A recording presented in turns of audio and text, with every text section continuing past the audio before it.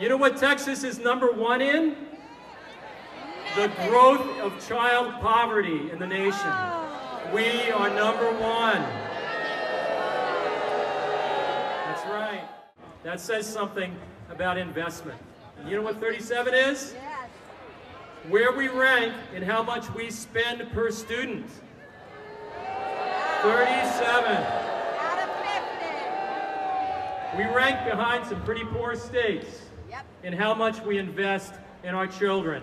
And you know what? If the plan that's on the table goes through, we're going to be number 50. Number 46. That's where we stand in national achievement. Number 46. We're here today because Texans don't stand for anything but being #1. Fix the funding. Fix the funding. The school reformers say you are bad at what you do. But the secret to their success is simple. Keep the bad kids out. Exclude the children who are hardest to teach and let them go to public school. But we say send them to us. We will take them. We say send us your poor. Send us your homeless. The children of your afflicted and your addicted. Send us your kids who don't speak English y nosotros le hablamos en español. Send us your special needs children. We will not turn them away. And I tell you today, public school teacher, you will fail to take the shattered children of poverty and turn them into the polished products of the private schools. No, the most damaged public school children will not turn out as shiny and nice and new as the children whose applications are vetted and approved, whose parents buy them books. Nor will you scrub them as clean as those whose parents keep them bundled in the snug blanket of homeschooling. You will be unacceptable, public school teacher, and I say that is your badge of honor. I stand before you today bearing proudly the label of unacceptable because I educate the children they will not educate. These children broken by the policies adopted by the people in this building, and I glue their pieces back together. And at the end of my life, you can say, those children were better for passing through my sphere of influence. I am unacceptable and proud of it. So I say to this legislature, go ahead and label me. I will march headlong into the teeth of your horrific blame machine, and I will teach these kids. Millionaire senators cut my pay back to minimum wage, and still I will march into that classroom full of children who need me. Still I will walk proudly into that classroom with its broken ceiling tiles and its burned out fluorescent bulbs. I will walk forward. Bail out the bankers and bankrupt the teachers. We will still teach. Bloodied and bruised and labeled, we will educate these kids because contrary to what they say, I'm not in it for the money. I'm not in it for the benefits. I'm in it because it's right. I'm in it because the children of Karen, Texas need somebody like me in their lives. I will never line up with those whose idea of reform is the subtle segregation of the poor and desperate. I want no part of the American caste system. Look around you. Public school teachers, you are the saviors of our society and always have been. You are the first responders standing in this rubble while they sit in their offices and write judgmental things about you on their clipboards. You are heroes, and $27 billion is not near enough for what you're worth. You are priceless public school teachers of Texas. So do not be surprised when the men and the women in this building behind me fail to stand up for you, when they fail to stand up for the children you serve day after day. Their congressional districts may be rife with poverty, rife with drug abuse, rife with poor health care, rife with crime, but they will not take on the label of legislatively unacceptable. For they do not share the courage of a common school teacher. They do not embrace our accountability. They will not lend their shoulder to one corner of this sacred burden we bear every day. They will not sully their hands or let their children play in the sandbox with the poor. But fear not, this is our eternal glory. It is ours to educate. It is theirs to fund or to not fund. And with that, ladies and gentlemen, I will read to you my Alamo letter. To Senator Estes, Representative Hardcastle, Representative Keffer, and Representative King, during these grave times. Gentlemen, I am besieged by 100 or more of the legislators under Rick Perry. I have sustained a continual bombardment of increased high-stakes testing and accountability-related bureaucracy and a cannonade of gross underfunding for 10 years at least, and I have lost several good men and women. The ruling party has demanded another round of pay cuts and furloughs, while the schoolhouse be put to the sword and our children's lunch money be plundered in order to keep taxes low for big business. I am answering the demand with a figurative cannon shot, and the Texas flag still waves proudly from our flagpole in Perrin, Texas.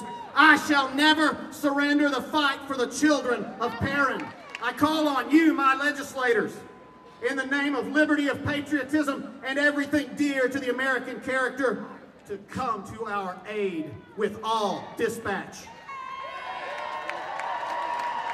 The enemy of public schools is declaring that spending on a shiny new high-stakes testing is, quote, non-negotiable. That was Florence Shapiro that said that, so you know. That in essence we must save the test but not the teachers. The enemy of public schools is saying that Texas lawmakers won't raise 1 penny in taxes in order to save our schools. If this call is neglected, I am determined to sustain myself as long as possible and fight for these kids in these classrooms. Like an educator who never forgets what is due to his own honor and that of his community, make education a priority. With all due respect and urgency, John Q. Thank you. I believe in me. Do you believe in me? Do you believe that I can stand up here on the steps of the great state capital of Texas, fearless, and talk to all of you? I know my schools, teachers, and parents believe in me because here's the deal. I can do anything, be anything, create anything, dream anything, become anything. Because my teachers and people like you believe in me, and it rubs off on me.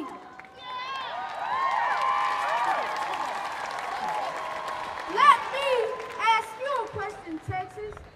Do you believe in our schools and our students?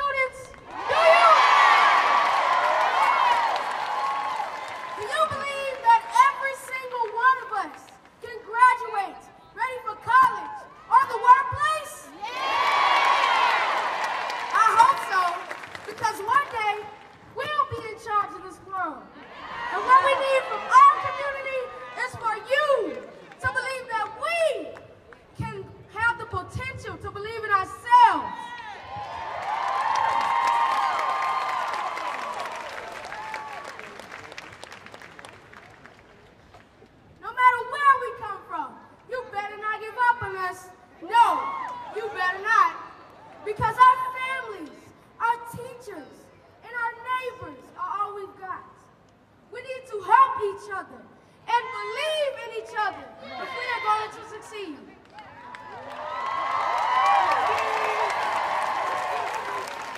Don't give up on our schools, and don't give up on our classrooms. Believe in our teachers. Trust them. I know we kids do. We lean on them when times get tough. And we all know we kids can sometimes make it tough. Am I right?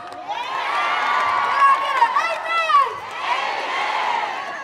They were actually told in 2006 that they were going to have a $23 billion shortfall in 2011. And what was predicted came true, but yet they have ignored it. Funding in Texas is broke. Funding in Texas is inequitable, and funding in Texas is inadequate. I come from a family of teachers. My mother and father were teachers. My wife is a teacher. My sister is a teacher. I will tell you, the most important thing in the education of a child is the teacher in the classroom, period. We don't want to cut teachers. We want to hire teachers, and we want to keep our teachers. And I also say, Governor and legislators, do not balance this budget on the backs of our school children. Thomas Jefferson made it very clear when he said, "The nation expects to be ignorant and free. It expects what never was and never will be." Today, outside of Washington, D.C., San Antonio is the center of gravity for information security, cybersecurity. Today, San Antonio is becoming a leader in the Southwest in the new energy economy. Today, the dreams of San Antonio are more hitched than ever to our ability to produce a well-educated, well-trained workforce for the future. We have a choice to make. We can choose to invest in the future or choose to close our eyes and make bad decisions. I choose to invest in the future. All of us are gathered here, united under a common goal, saving our schools. We are here to send a message to our elected officials that this goal should be their top priority, because letting students down would be detrimental to the future of Texas.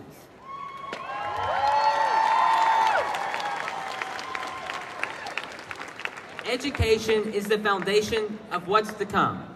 The students of my generation are the citizens of tomorrow. Texas already has one of the lowest high school graduation rates in the nation. How can we expect someone without a high school diploma to compete with someone who has graduated from high school, or even a person with a college degree? We simply can't. I can stand here as a student and say that even before this crisis, class sizes had already grown, and many programs had already been cut. But these additional cuts would mean even larger classes, fewer programs, and in my district alone, an expected loss of 1,000 teachers. I can't vote, but I can stand here and say no to the education policies coming out of this building behind me. Our school system funding is being cut drastically, and we are here to say no. We want members of our legislature to work together to find solutions and make tough decisions elsewhere in order to preserve our schools, which are ultimately Texas's future.